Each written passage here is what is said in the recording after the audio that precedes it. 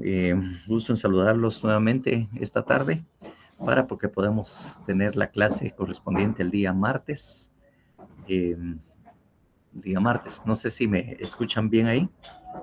Sí, licenciado, se Sí, escucha. sí. Buenas tardes. Bueno, buenas tardes. Sí, perfecto. Bueno, Perfecto. es que tuve problemas con la cámara de la compu y en la anterior sesión que tuve con la sección I, no era posible ver la imagen. Entonces ahí me prestaron una cámara extra para ponerla acá porque la cámara de la compu, no sé si se desajustó, se cerró, no sé, pero ahorita ya logramos componer esto. Bueno, gusto en saludarlos nuevamente y estamos aquí para continuar con las clases que habíamos dejado pendientes. eh, Es una presentación que no habíamos podido hacer, es decir, cuando ya habíamos encontrado la solución, pues tuve problemas de mi enfermedad y ahorita pues ya estoy bastante mejor, bastante, porque ya hasta estos días ya se me está quitando la tos que estaba padeciendo. Entonces vamos a continuar y vamos a hacer la presentación sobre eh, el tema de la presentación en PowerPoint de la constitucionalización del proceso penal, ¿verdad? Entonces, eh, Linda ya quiere sufrir anticipadamente con lo de las notitas. Pues ahorita están en proceso de calificación. El tema es que para subir las notas tengo que haber examinado precisamente ¿cómo se llama? Examinado los extemporáneos, porque tenemos varios extemporáneos, tal vez unos 15 que todavía tenemos que incluir. Por lo tanto, hasta que no tengamos los extemporáneos, pues eh, no lo podemos subir las calificaciones. Entonces, como le digo, todavía estamos iniciando en la calificación. No tenemos así un dato que pueda decir les fue peor o les fue mal, ¿verdad? No tengo nada de eso. Bueno, entonces aquí tenemos precisamente la presentación famosa que no hemos podido dar, como ya les había dicho, que es la configuración constitucional del proceso penal. Entonces le digo que esta presentación pues es bastante importante y mm, nos va a ilustrar bastante, sobre todo porque de alguna manera lo que se está desarrollando es el artículo 12 constitucional. Pero ahí van a ver ustedes todos los alcances que tiene ese artículo 12 y no es algo bastante sencillo o simple como aparentemente se pueda leer.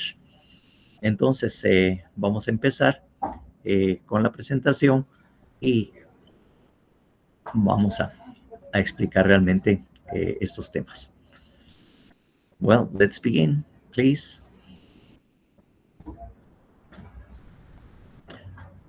Bueno, esto, como les digo yo, fue una presentación que fui a hacerlo fuera de Guatemala y que obviamente la Unidad de Planificación y Cooperación Nacional e Internacional de, de la U me ayudaron a elaborar esta presentación, ¿verdad? Esta presentación que precisamente es la que vamos a hacer también acá. En primer lugar, la pregunta famosa, ¿no? ¿Qué es el derecho procesal penal? ¿Mm? ¿Cómo es que podemos definirlo, verdad? Y que obviamente ya ustedes incluso fueron examinados o precisamente ya en el examen les vino. Obviamente, pues normalmente decimos que es el conjunto de normas de carácter público que regulan el proceso penal. Eso es lo que en forma muy sencilla y muy simple hemos definido precisamente el derecho procesal penal. Porque lo que regula es eso, pues esas normas jurídicas, el único objetivo que tienen es precisamente, ¿verdad? Eh, Regular el proceso, ¿verdad? Establecer determinar cuáles son las fases o etapas procesales y los procedimientos, pues. Eso es lo que de alguna manera tiene incluido. Y que obviamente a la conclusión, pues ahí van a señalar de que eventualmente, pues al final del proceso, pues se aplicará una pena, ¿verdad? O medida de seguridad al caso. Eso es lo que podríamos decir en términos generales sobre lo que es el derecho procesal penal. Next, please.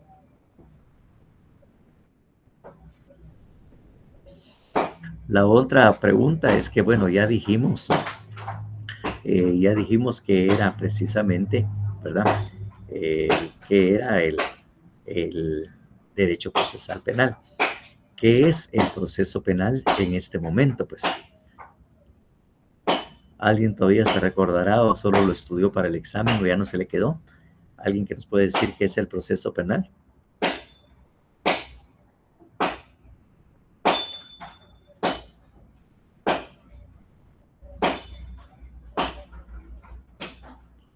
Hijos, o no me están escuchando o realmente no. Ya no se recuerdan qué es el proceso penal.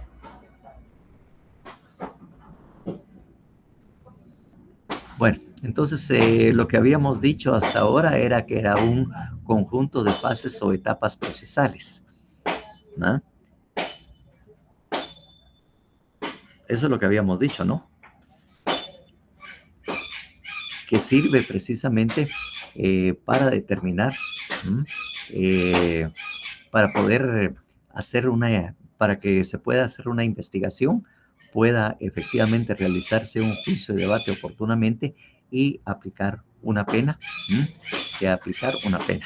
que de alguna manera el proceso penal va a determinar cuál es la actividad jurisdiccional, regula la actividad jurisdiccional, la actividad de las partes, obviamente el proceso regula la actividad de las partes y obviamente la actividad de las partes en el proceso penal y que eventualmente pues se aplicará precisamente la pena dentro del desarrollo de cada una de las fases o etapas procesales. Entonces tenemos proceso penal, conjunto de fases o etapas procesales que regulan la actividad jurisdiccional, la actividad de las partes dentro del proceso penal, obviamente la actividad del Ministerio Público y que eventualmente se aplicará una pena o medida de seguridad al caso. Entonces, eso es lo que podemos hablar del proceso penal. Next, please.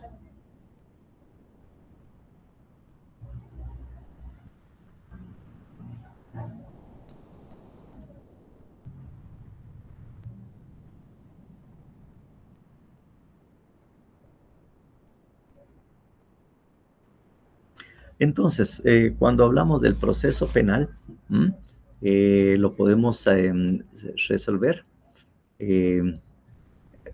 Next one, please. That's it. Entonces, podemos ver lo que es el proceso penal y lo que es el derecho procesal penal, que desde el punto de vista jurídico hablamos de conjunto de normas jurídicas. Jurídicamente, pues obviamente son normas jurídicas que regulan precisamente el proceso. Sociológicamente, es un instrumento para resolver conflictos sociales. Si partimos nosotros de que el delito en sí es un conflicto social, porque eso es lo que precisamente tenemos, pues, un problema, y ese problema nosotros jurídicamente le denominamos delito. Y este es el procedimiento por el cual debe resolverse precisamente ese proceso o ese conflicto social, porque obviamente el delito genera un conflicto, genera una intranquilidad social, genera un problema social, ¿verdad? Bastante grande y que obviamente todos somos afectados por la comisión del delito, aun y cuando no tengamos la calidad de agraviados. Nosotros estamos oyendo, por ejemplo, lo relativo, ¿verdad? Lo relativo a que están produciendo muchos asaltos en moto, estamos diciendo que están asaltando buses o que incluso ahorita como se ha desarrollado que han matado así a muchos conductores de vehículos, entonces eso crea un conflicto social. Aún y como les digo, no seamos parte, nosotros tenemos ese problema, pues, tenemos ese problema y socialmente todos nos vemos afectados, aunque les digo, no seamos parte, ¿verdad? Que estamos saliendo y todos así preocupados y asustados porque no sabemos qué puede pasar en el momento que nos vayamos a la calle, ¿no? Que puede pasar cualquier cosa.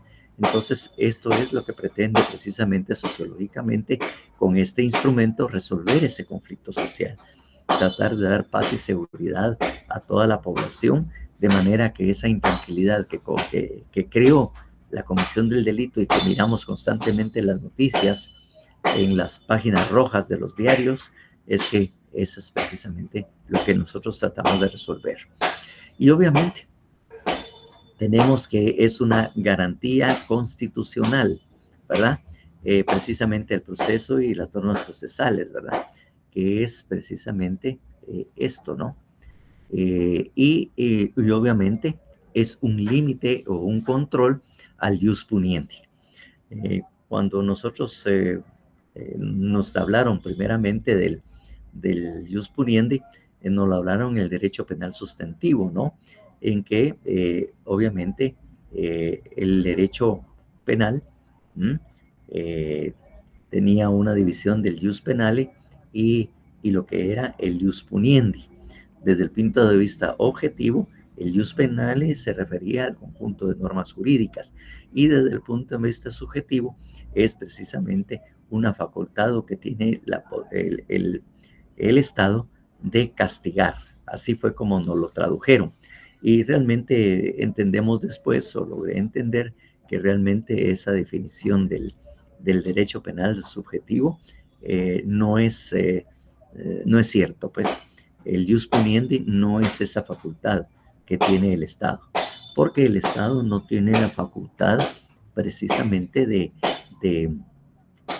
castigar, no tiene esa facultad no la tiene ni constitucionalmente. Lo que tiene la facultad a través del jus puniendi es de aplicar penas a todos aquellos que hayan de alguna manera violentado el jus penale, el conjunto de normas jurídicas, pues. Los que hayan violentado las normas jurídicas, entonces el Estado tiene la facultad de aplicar una pena. Entonces, ¿y por qué les digo que el Estado no tiene la facultad de castigar y que ahora ni siquiera tiene la facultad de aplicar una pena de muerte, por ejemplo? Porque de acuerdo a la Constitución, en el artículo 19 de la Constitución Política de la República de Guatemala,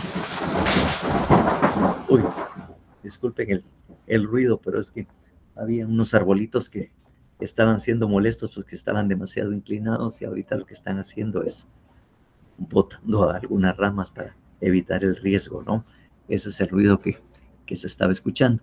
Entonces, si ustedes ven, por ejemplo, lo que es el artículo 19, lo que es el sistema penitenciario, ¿verdad? Eso parece la canción Don't Worry, Be Happy. Es una canción también que también se decía. Entonces decía el artículo 19, estábamos hablando del 19 constitucional, ¿verdad? Y que obviamente que era lo que el Estado de alguna manera estaba facultado. En primer lugar, cuando leemos en ese primer párrafo, el sistema penitenciario dice, el sistema penitenciario debe, es obligación del Estado, tender a la readaptación social y a la reeducación de los reclusos y cumplir con el tratamiento de los mismos con las siguientes normas mínimas. Entonces, la finalidad de la pena es resocializar, reeducar a la persona que de alguna manera se le haya impuesto la pena. O sea, la pena en sí, a pesar de que nosotros sabemos que es un castigo y en el fondo es un castigo, ¿verdad? Realmente no tiene esa finalidad constitucional. Incluso obliga al Estado a darle un buen tratamiento a las personas. Miren ustedes la literal A. ¿Alguien lea la literal A, por favor? Kimberly.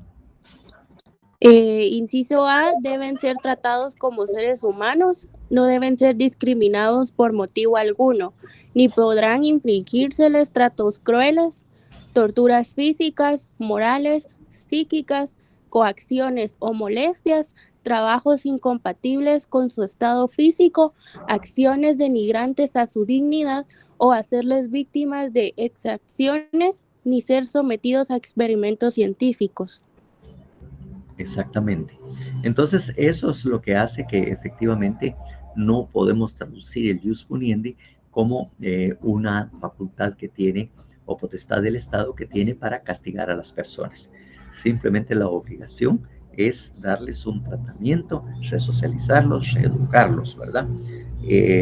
Incluso hay una sanción constitucional que está establecida en el último párrafo, porque obviamente la literal B dice cumplir las penas en los lugares destinados para el efecto. C, tienen derecho a comunicarse cuando los necesiten, sus abogados, defensores, médicos y todo lo demás.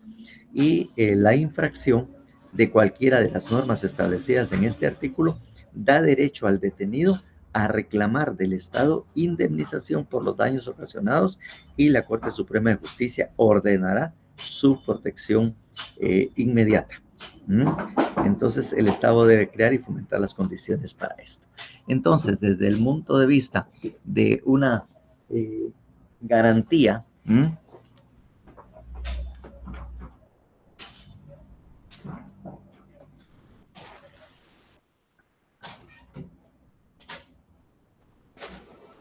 desde una garantía, de verdad, desde el punto de vista constitucional, disculpen, pero el reflejo ya está bastante molesto porque al botar las ramas, pues ya nos quitó la sombra que teníamos para este lado de la casa.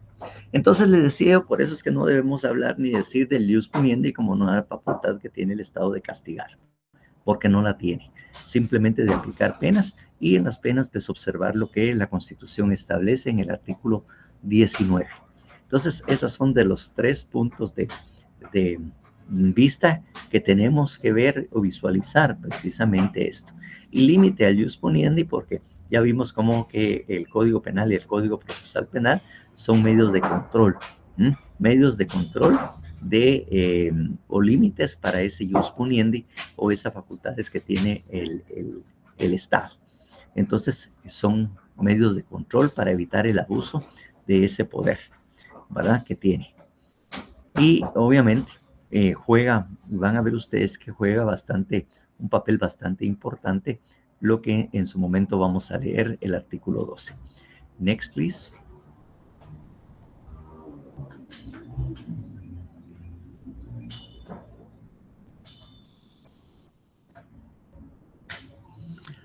Entonces, constitucionalmente el proceso penal de alguna manera está regulado, está establecido realmente y las condiciones para poder aplicarlo están establecidas en el 12 de la Constitución de la Política de la República de Guatemala. O sea que hay que leerlo y leerlo detenidamente, que fue lo que de alguna manera hice yo a efecto de poder elaborar precisamente esta presentación. Y ver realmente cuál es el contenido y los alcances de ese artículo constitucional, porque la Constitución pues es una norma que regula generalidades y no cuestiones en específico. La especificidad se las deja precisamente al derecho penal y al derecho procesal penal, o a los códigos penales y procesal penal, se los deja, pero de alguna manera, en términos generales, el artículo 12 dice bastante. Y van a ver ustedes todo lo que dice. Tan es así que lo transcribo en esta presentación. Let's see the next one, please.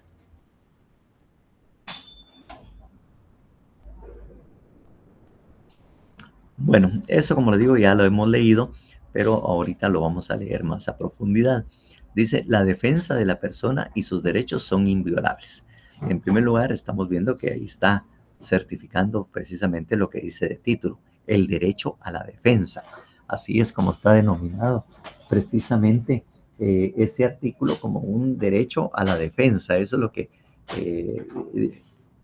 tiene ahí regulado, establece el artículo 12, ¿no? Así de entrada. La defensa de la persona y sus derechos son inviolables.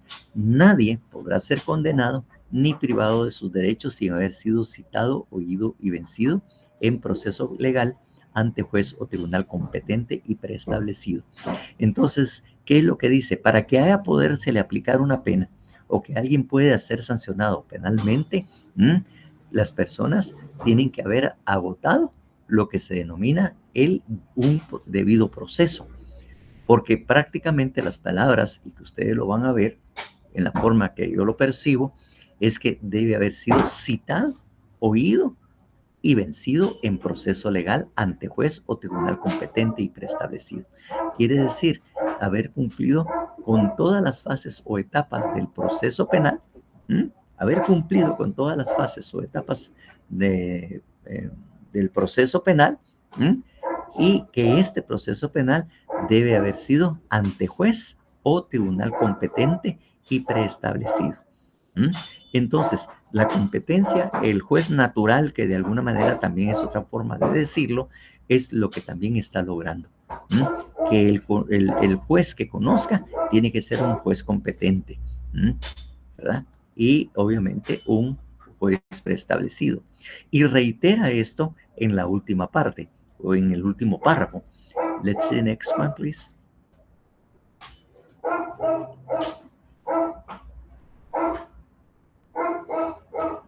En el que dice, ninguna persona puede ser juzgada por tribunales especiales o secretos, ni por procedimientos que no estén preestablecidos legalmente.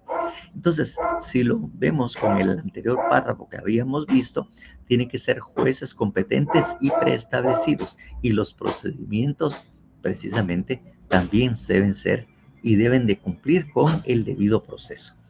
Recuerden ustedes que cuando hablemos de debido proceso no hablamos en sí de todo el proceso penal, sino también de cada una, el debido procedimiento, en cada diligencia, en cada audiencia y en cada fase o etapa procesal. En cualquier procedimiento nosotros debemos observar las reglas o las normas establecidas en el Código Procesal Penal. Eso es lo que nos está diciendo, pues. Y claro, tiene una dedicatoria especial ese artículo cuando se refiere a tribunales especiales o secretos. Es que cuando llegó Ríos Montt al poder, estableció ciertos tribunales especiales, creó, y en el cual ni siquiera podían identificarse los jueces. Incluso si uno actuaba como abogado o abogado defensor, en donde tenía que ir a dejar los escritos o dejar documentos o lo que sea, ¿no?, que tenía uno que llenar, los iba a dejar al segundo cuerpo de la Policía Nacional. Ahí es donde lo dejaba, pero uno no sabía ni quién era el juez, ni quién eran las partes, o qué es lo que se estaba ventilando. Era una secretividad que el juicio inquisitivo, ¿verdad?, a todas luces, hasta quedaba cortito la Inquisición o el sistema inquisitivo, que era uno de los sistemas procesales que nosotros vimos, ¿verdad?, precisamente, ¿verdad?, y que obviamente estaba regulado básicamente por la iglesia. Entonces ahí precisamente no teníamos ni siquiera conocimiento cuáles eran esos procedimientos que se utilizaban.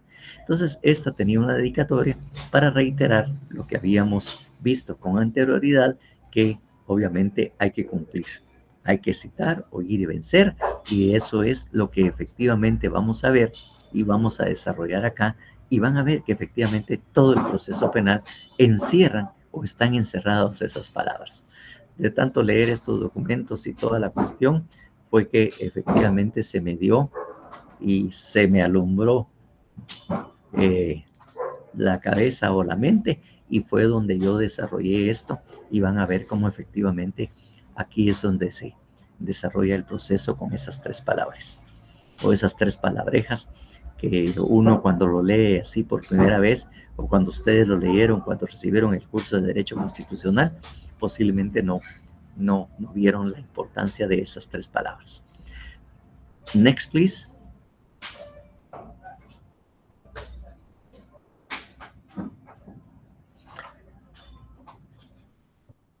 Bueno, si vemos el contenido, el contenido del artículo 12 de la Constitución de la República, así son tres. En primer lugar, el derecho a la defensa. que es obviamente lo primero que dice, ¿verdad? Que la defensa de la persona es inviolable. Y segundo, el debido proceso. Precisamente cuando se refiere ese segundo párrafo, ¿verdad? Ese segundo párrafo a que los tribunales tendrían que ser competentes y preestablecidos, que había que cumplir con cada uno de los requisitos establecidos en el procedimiento, ¿verdad? Con el debido proceso en cada fase o etapa procesal y el debido proceso también en cada diligencia o cada procedimiento que tiene el Código Procesal Penal, que había que cumplir precisamente con todos los requisitos especiales, porque precisamente el juez no tiene la facultad para alterar o cambiar los procedimientos o omitir alguno de ellos, no los tiene que cumplir, porque de alguna manera dijimos que que deben de cumplirse y cumplir con el debido proceso precisamente, que es lo que se debe de garantizar, ¿verdad? Por lo tanto, el juez no puede alterar el procedimiento ni cambiarlo en ninguna manera. De alguna manera lo habíamos dicho que el proceso penal regula la actividad de los órganos jurisdiccionales. Al órgano jurisdiccional le dice, mire, usted tiene que hacer esto y esto y esto, y usted tiene que resolverlo de esa manera. Entonces, de alguna manera, le están diciendo qué es lo que debe de hacer, cómo lo debe de hacer, y cuándo es el momento en que debe resolver, y qué es lo que debe resolver. Entonces, eso se lo dice prácticamente el Código Procesal Penal. Y también le dice al Ministerio Público qué es lo que puede hacer y debe de hacer dentro del proceso. Obviamente también a los abogados defensores, a todos nosotros, nos dice que debemos regular, porque precisamente lo que pretende el proceso penal es garantizar que efectivamente se cumpla con todo lo que ahí se está diciendo, que se cumpla con el proceso. Y obviamente el cumplimiento que los jueces deben de ser el juez natural. Prohibición de ser juzgado por tribunales especiales o secretos, ni por procedimientos que no estén preestablecidos. Entonces, eso es lo que precisamente esto. Entonces, cuando ustedes hablen o oigan hablar de el juez natural, es el juez o tribunal preestablecido y aquel que sea competente para conocer precisamente de este caso. Por eso le digo, la exigencia de jueces competentes es muy importante precisamente en este caso. Veremos la siguiente, por favor. Next, please.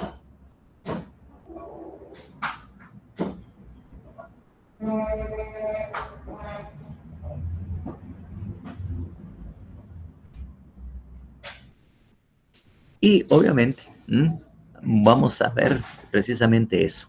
La condición sine qua non, la condición necesaria, imprescindible, infaltable, es que para ser condenado o para dictar una sentencia condenatoria o privar de sus derechos a una persona, debe haberse cumplido con esos tres requisitos. Que la persona haya sido citada, que haya sido oída y también en su momento haya sido vencida. Esas son las tres condiciones necesarias que exige la Constitución y que obviamente trata de cumplir precisamente con esos requisitos el Código Procesal Penal, que eso es precisamente lo que está desarrollando. Van a ver cómo esas palabras, tres palabras que de alguna manera me surgió la idea y vi que efectivamente con esas tres palabras se cumplen con lo que pretende el Código Procesal Penal y le ordena a la Constitución en cuanto que debe ser muy estricto y no debe salirse, como quien dice, salirse de lo que ya la norma regula y lo que la norma efectivamente le ordena.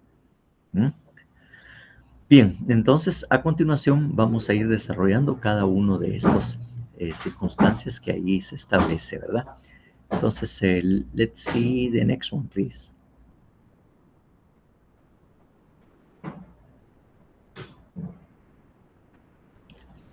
La primera palabra que tenemos ahí, entonces, es citado. En primer lugar, ¿qué quiere decir citado? obviamente se refiere a una cita, ¿va? Se puede saber una cita, obviamente, ¿va? Pero entonces, ¿qué quiere decir precisamente citado o qué es una cita, pues? ¿Mm? ¿A qué se refiere eso? ¿Mm? Y obviamente también eso de ser eh, citado, ¿mm?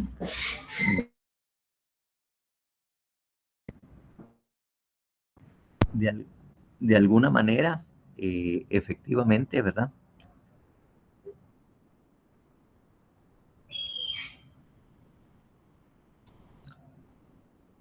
Híjole, ¿qué pasó?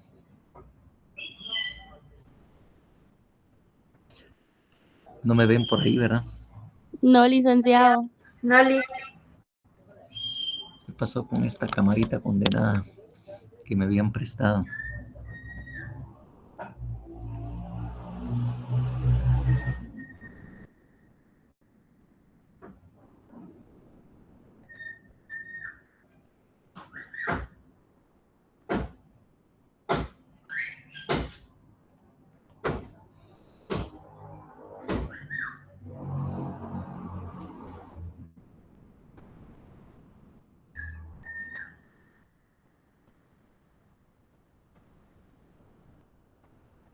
Bueno, para mientras, let's continue with the presentation, please.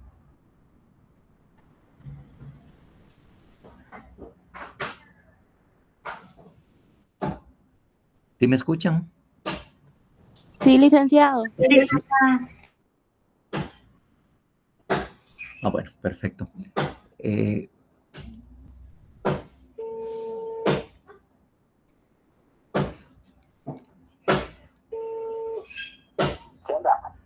Vení, por favor.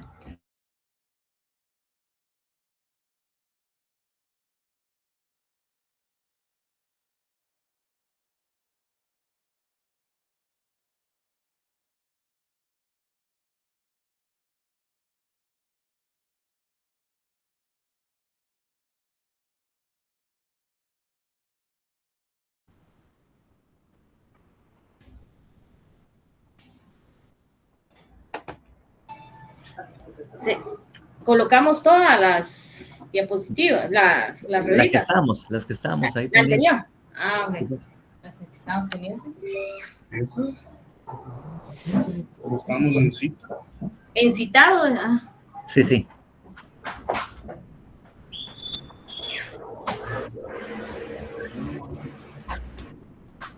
No, adelante.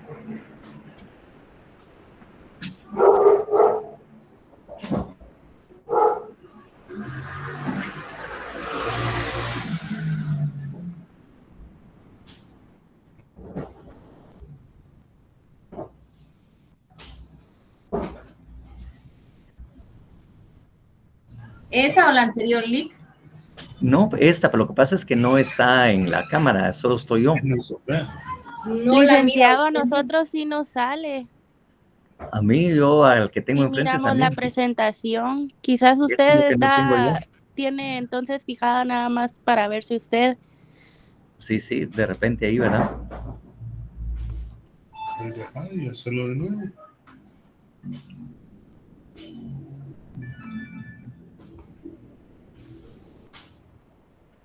Esto es lo que esperaba. ¿Sí? Esto.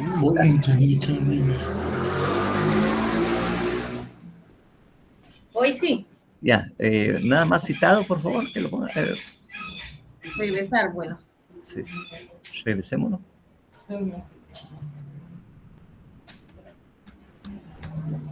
Bueno, entonces aquí es donde estábamos precisamente cuando no sé qué fue lo que moví ahí y que obviamente estábamos tratando de ver qué es una citación, a qué se refería cuando hablábamos de citado.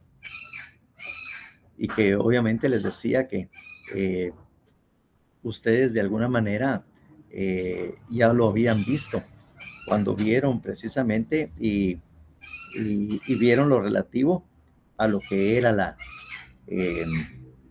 lo que eran los elementos de la jurisdicción.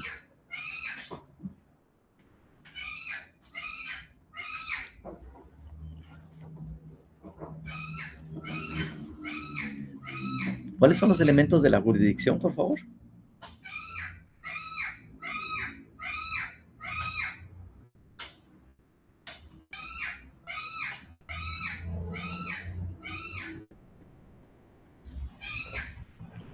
¿No vieron eso?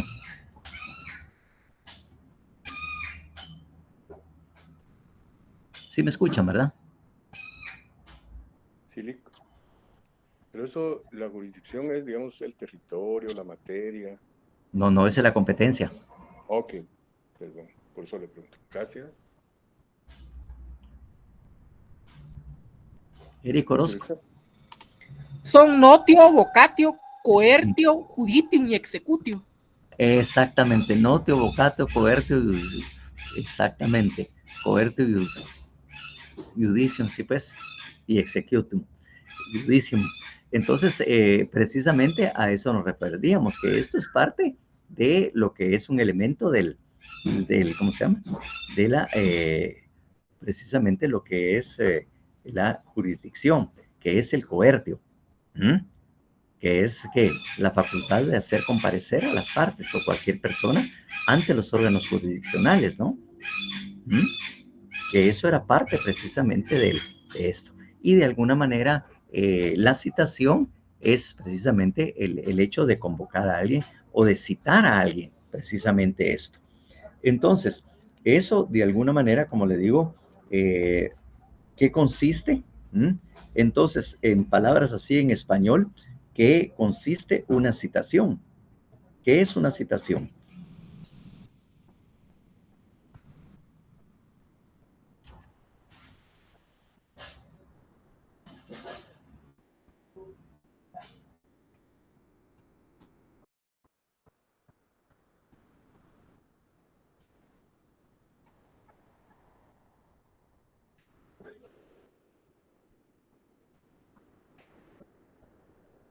Cuando hablamos de una citación es cuando una persona se le pide, ¿verdad? O se le ordena, en todo caso podría ser se le pide, ordena que comparezca a un lugar a una hora determinada.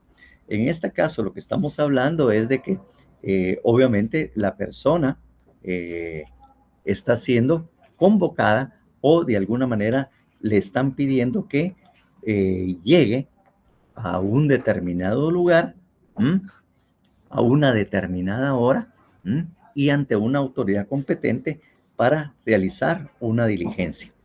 O sea, no cambia mucho realmente cuando nosotros, por ejemplo,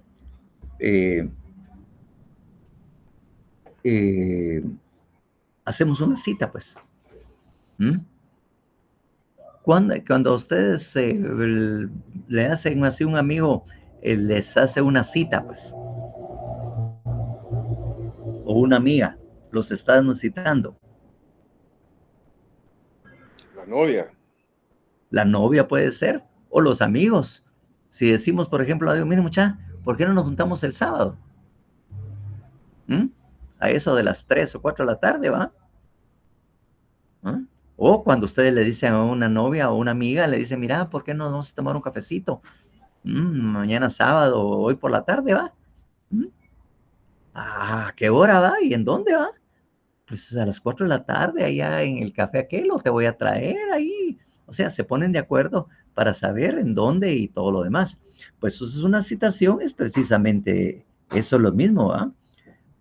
La citación es la misma, solo que esta tiene carácter oficial porque la autoridad o el funcionario o el juez les pide a ustedes que comparezcan o se presenten a una determinada hora a determinado lugar, porque ahí los necesitan.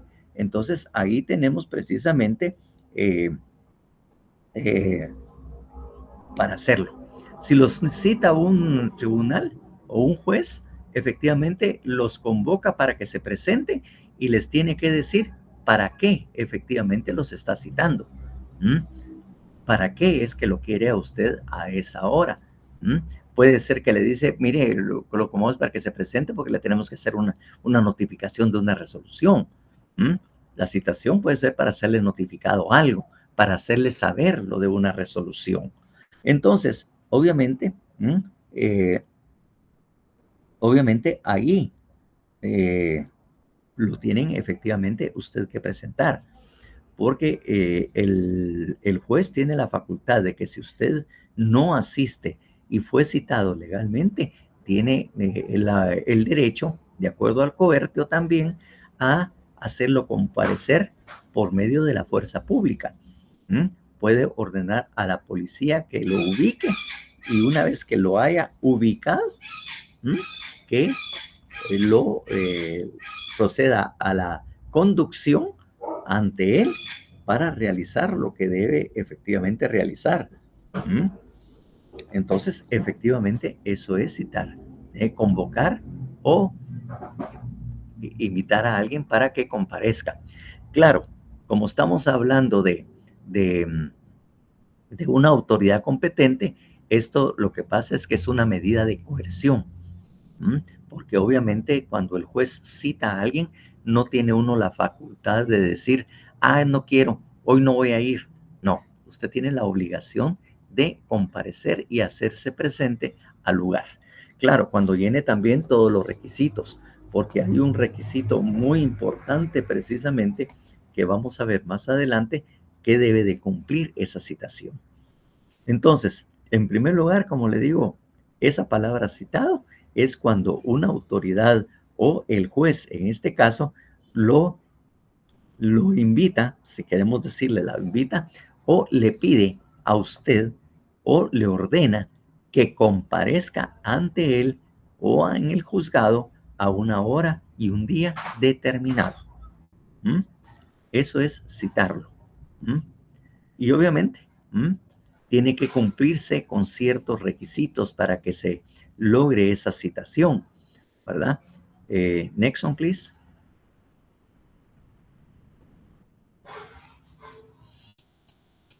En primer lugar, para que sea citado en temas penales, en materia penal, debe existir un hecho delictivo. Debe haber un hecho delictivo, ¿verdad? Porque esa es la competencia que tiene precisamente en el tema penal los juzgados penales.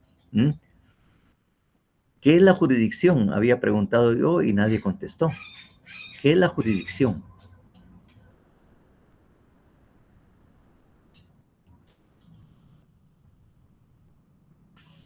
O no la sabíamos, habíamos dicho, o tendría que haber dicho yo, que es la potestad o facultad que tienen los órganos jurisdiccionales para resolver, ¿verdad? Un asunto, ¿verdad? La facultad que tienen de resolver un asunto sometido a su conocimiento. Entonces, la jurisdicción es la facultad o potestad que tienen estos órganos para conocer y dar y resolver un problema que se les ha planteado. Y obviamente también, de alguna manera, está involucrado el tema de la competencia, porque ¿qué es una competencia?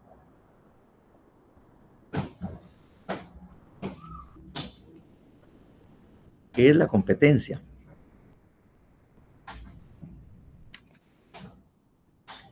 Híjole, tampoco aprendieron eso, que es competencia y jurisdicción. Cuando estamos hablando de la competencia, son los límites de la jurisdicción. Son límites dentro de los cuales el juez puede resolver o someterse a consideración de él un conflicto, ¿verdad? Eso es precisamente lo que tenemos que pensar precisamente en este caso. ¿Ah? Que eso es precisamente lo que se tiene que hacer. ¿Cuáles son los límites precisamente? Los límites o qué es la competencia. ¿Cuáles son esos elementos de la competencia?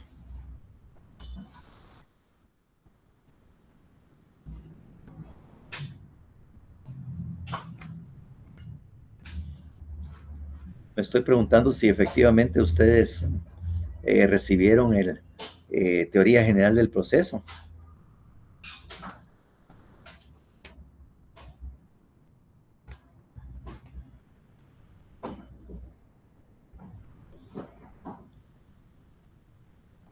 No les enseñaron qué era jurisdicción y qué era competencia en teoría general del proceso.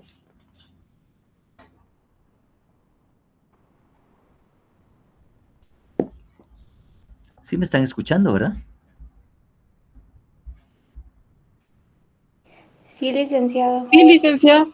Entonces, ¿qué está pasando? Que no me están contestando cuando les pregunto la jurisdicción y qué es la competencia.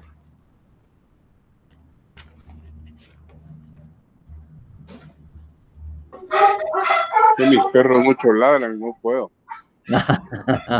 El Chucho no quiere que conteste, dice. Oh, sí, hombre, alguien vino. Pero era, bueno, mejor no, porque yo necio con el territorio y eso, ¿verdad?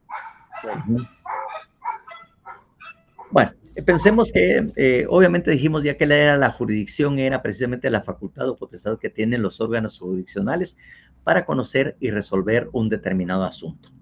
Y que obviamente la competencia son los límites dentro de los cuales el juez puede ejercer jurisdicción. Y los elementos que determinan precisamente la competencia son varios, ¿no? Uno, por razón de territorio o jurisdicción. Es decir, el juez solo puede conocer y resolver asuntos en determinado territorio, en determinado lugar, pues.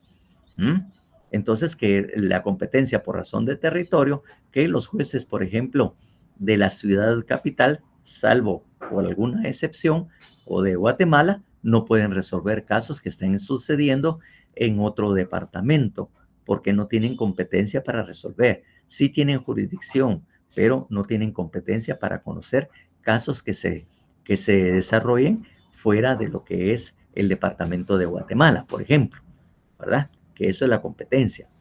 La otra competencia es por razón de la cuantía.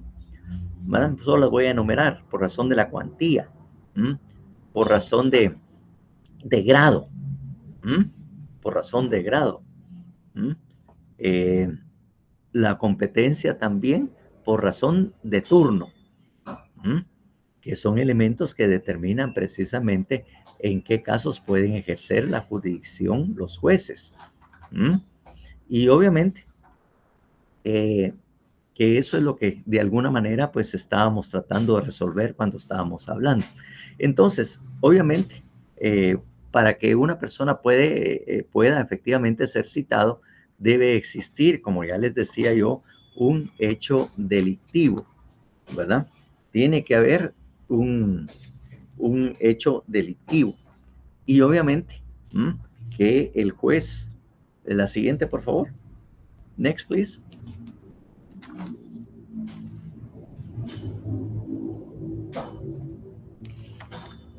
Y que obviamente, ¿verdad? Debe existir ese hecho delictivo y obviamente el acto, debe haber un acto introductorio. Cuando nosotros hablamos de acto introductorio, nos estamos refiriendo precisamente a lo que de alguna manera tiene regulado precisamente el código, el órgano, el código procesal penal, que obviamente dentro de los actos introductorios está la denuncia, la querella y la prevención policial. Esos son los elementos que precisamente son lo que conocemos como los actos introductorios.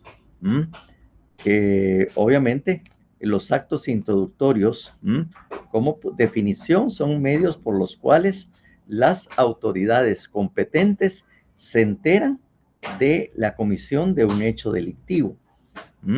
Entonces, eso es precisamente lo que de alguna manera se establece que son actos introductorios. Entonces, para que una persona sea citada,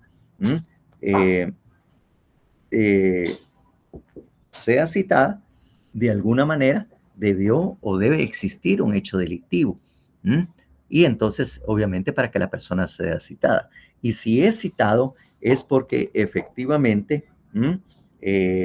existió precisamente un hecho delictivo. Entonces, las citaciones son obviamente, para hacerles saber lo relativo a una resolución judicial, o también simplemente para que la persona pueda comparecer. Entonces lo puede citar el Ministerio Público o también los órganos jurisdiccionales. Lo relativo a las notificaciones, citaciones y audiencias está precisamente a partir del artículo 160 del Código Procesal Penal. Ahí es donde precisamente está regulado lo relativo a el tema de las citaciones.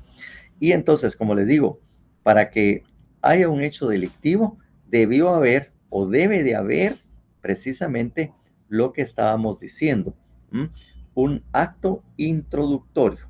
Y los actos introductorios son los medios por los cuales los órganos competentes se enteran de la comisión de un hecho delictivo. Y que dentro de los actos introductorios está, obviamente, lo que es la denuncia, la querella y, obviamente, lo que también se le conoce como el parte policíaco, y que en el Código Procesal Penal lo conocemos como la prevención policial. Entonces, siendo conocimiento de ellos, pues obviamente el juez o el Ministerio Público, en su caso, también puede, ¿verdad?, citarlos para que comparezcan. Ahora, esas citaciones tienen un requisito de carácter constitucional. Next, please.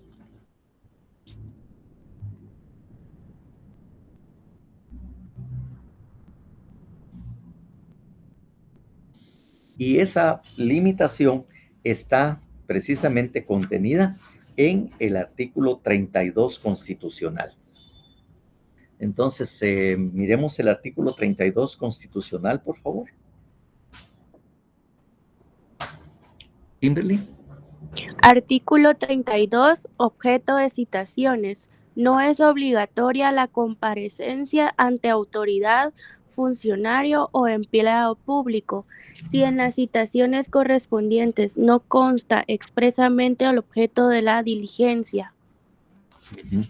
Entonces, miren, qué tan importante es precisamente esto, que la citación debe tener o debe contemplar precisamente avisarle o decirle a quien esté siendo citado cuál es el objeto de esa citación. Eso es, lo digo, y por qué tomarse esa molestia.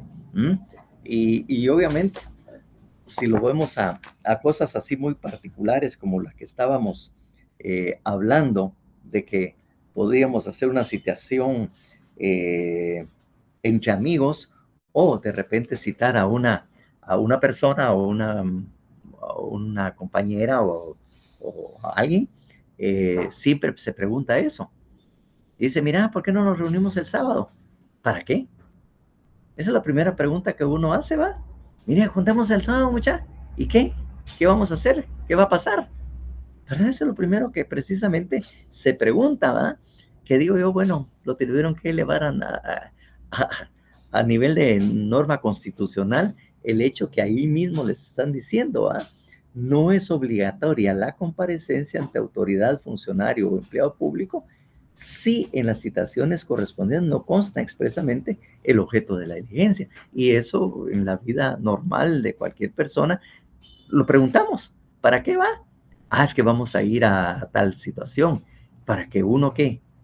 Para que usted se prepare, para que usted pueda saber que va a ir. Si va a ir así fachudo, si dicen vamos a jugar una chamusca, obviamente todos saben que van a llegar con pantaloneta, zapatos tenis o zapatos de fútbol y todo lo demás. Ahora si le dicen, mira, es que quiero que a ver si nos reunimos el día sábado, ahí por las 6 de la tarde, ¿y para qué? Pues para que vayamos a comer algo, vamos a un restaurante, vamos a una cafetería. Entonces, obviamente, la persona que va a ir a la cafetería, la dama, pues se va a poner o se va a vestir adecuadamente para poder precisamente, para poder ir precisamente a lo que es esa reunión, ¿verdad? Entonces, de eso dependerá realmente. Y eso es precisamente el por qué. El por qué, precisamente esto. Muy importante es que ustedes como abogados desde ya estén precisamente, que estén enterados de que ahí dice que no es obligatoria la comparecencia si no cumple con ese requisito. Pero cuando sean citados, alguien, su cliente o alguien sea citado y lo consulte, ustedes deben de saber de que una hora por lo menos previo a la citación o a la orden o la citación que se hace, tiene que, ¿cómo se llama? Avisar de que de conformidad con la Constitución, en el artículo 32, establece, ¿verdad?, que debe de expresarse el motivo, ¿verdad? El motivo de su comparecencia y que esa citación no cumple con ese requisito. Por lo tanto, pues la misma ley o la misma Constitución establece que no hay obligación de comparecer. Por lo tanto, solicito que se me cite conforme la norma constitucional y las leyes aplicables. Porque obviamente si ustedes simplemente faltan a ello, las resoluciones o citaciones de autoridad competente tienen una presunción de legalidad, y en tanto se averigüe, a usted lo pueden mandar a la policía para que los haga comparecer por la fuerza. Entonces es mejor avisar el motivo por el cual usted no está compareciendo y que nuevamente elaboren la citación. De alguna manera pueden ver ustedes también que hay requisitos, ¿verdad? Que la citación aparentemente, que por eso es sencilla, ustedes pueden ver que efectivamente las citaciones tienen ciertas formalidades.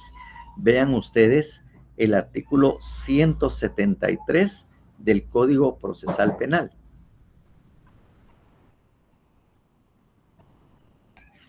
Por favor, miren ustedes el 173 del Código Procesal Penal. Ruth. Artículo 173, citación. Sí. Cuando la presencia de alguna persona sea necesaria para llevar a cabo un acto o una notificación, el Ministerio Público o el juez o el tribunal la citará en su domicilio o residencia o en algún lugar donde trabaja.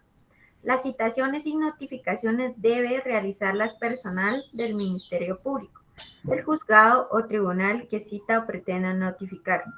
La citación contendrá 1. El tribunal o funcionario ante el cual deberá comparecer. 2. El motivo de la citación. 3. La identificación del procedimiento. 4. Lugar, fecha y hora en que debe comparecer.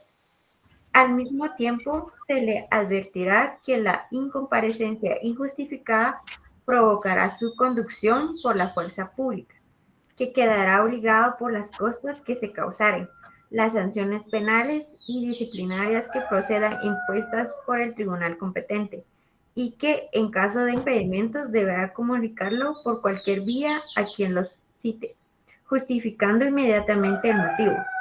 La participación de la Policía Nacional Civil se circunscribe únicamente a cumplir la orden derivada de autoridad competente de conducir por la fuerza pública a la persona que, habiendo citada legalmente, no comparezca al acto o notificación para el que fue citado. Bueno, ahí ven ustedes que todas las formalidades y todos los requisitos, incluyendo lo que habíamos establecido, como lo era el 172 ¿verdad? El 172, el 32 de la Constitución. Ya se volvió a ir mi imagen otra vez, ya se olvidó, como que no me quiere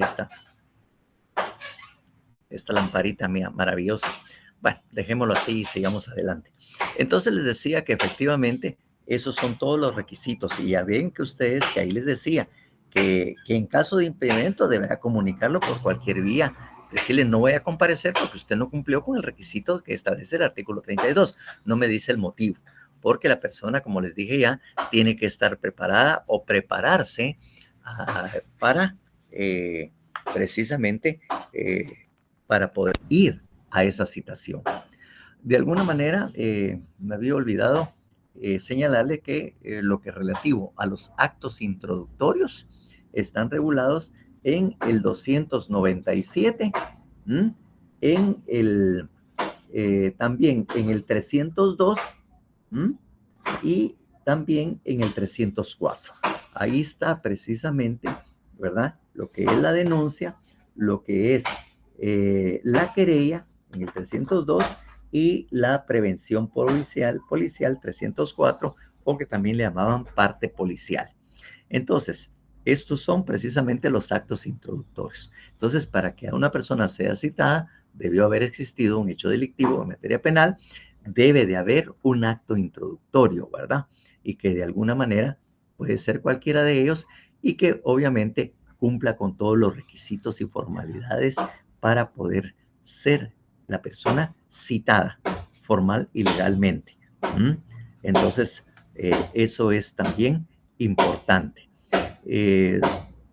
Solo llamamos acto introductorio.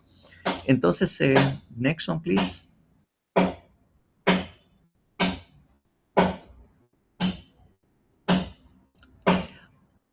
Obviamente, como les digo yo, es importante precisamente que el juez que lo cite sea competente, que tenga todos los requisitos, ¿verdad? Porque como les digo, que cumpla, que no hayan algún motivo por los cuales la persona o el juez no tenga esto, que el juez natural. Es decir, recuérdense que hablamos de que la competencia es por razón de la cuantía, por razón del territorio, ¿verdad? Por razón de turno, ¿verdad? Por razón de grado. Esos son precisamente lo que determina si el juez no es competente. He de decirles, por ejemplo, que también cuando hablamos de la competencia por razón de turno, esto solo es aplicable a lo que es la justicia penal. Y la materia también sí.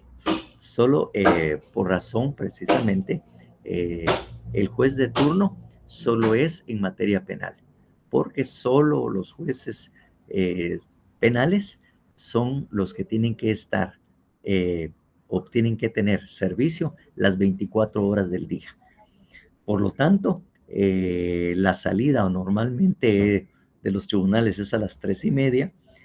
Por lo tanto, ahí empieza la actividad de los jueces de turno hasta el día siguiente, cuando ya entren los jueces precisamente en el horario de 7:30 de la mañana, 8 en adelante. Entonces, razón de turno solo es aplicable a los jueces penales. ¿Por qué?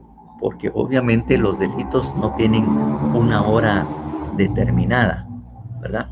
No hay una hora para la comisión del delito, ¿verdad? Sino que cualquier día y hora es hábil para materia penal, porque obviamente hay plazos y requisitos y formalidades que efectivamente deben de cumplirse.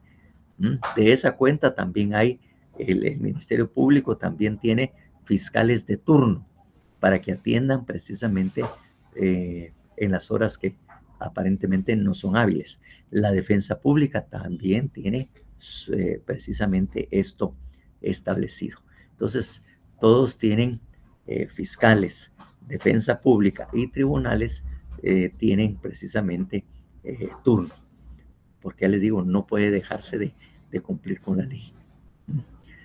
Pues bien, esas son las formalidades y requisitos que definitivamente deben de llenarse para esto. Y en este momento, the next one, please.